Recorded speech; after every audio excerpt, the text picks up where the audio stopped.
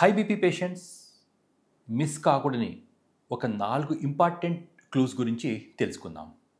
ఎవరిలో అయితే ఈ క్లూస్ ఉన్నాయో అలాంటి హై బీపీ పేషెంట్స్ వారి కిడ్నీ గురించి టెస్టులు చేసుకోవాల్సి వస్తుంది.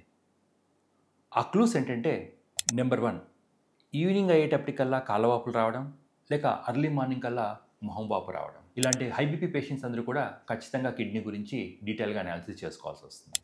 సెకండ్ ఇంపార్టెంట్ అంశం, మొన్నటిదాకా బాగా కంట్రోల్గా ఉన్న బీపీ ఒక్కసారిగా అదుపు తప్పడం. ఎలాంటి హై బీపీ పేషెంట్స్లో అయితే ఉన్నట్టుండి బీపీ కంట్రోల్ తప్పుతుందో వారందరూ కూడా వారి కిడ్నీ యొక్క యాక్సిస్ని, కిడ్నీ యొక్క పనితీరుని ఖచ్చితంగా పరీక్ష చేసుకోవాల్సి వస్తుంది. And third important warning symptom వచ్చి ఒక్కసారిగా యూరిన్లో చాలా ఎక్కువ మోతాదులో ఫోమ్ ఉండడం. ఫోమ్ అందరికీ ఉంటుంది.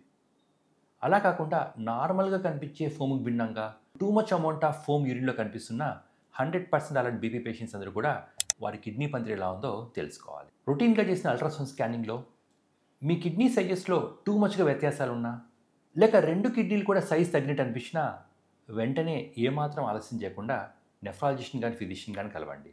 ఈ 4 రకాల వార్నింగ్ సిమ్టమ్స్ని, సైన్స్ని గుర్తుపడటం వల్ల హై బీపీ పేషెంట్స్ వారి కిడ్నీస్ని కాపాడుకోవచ్చు.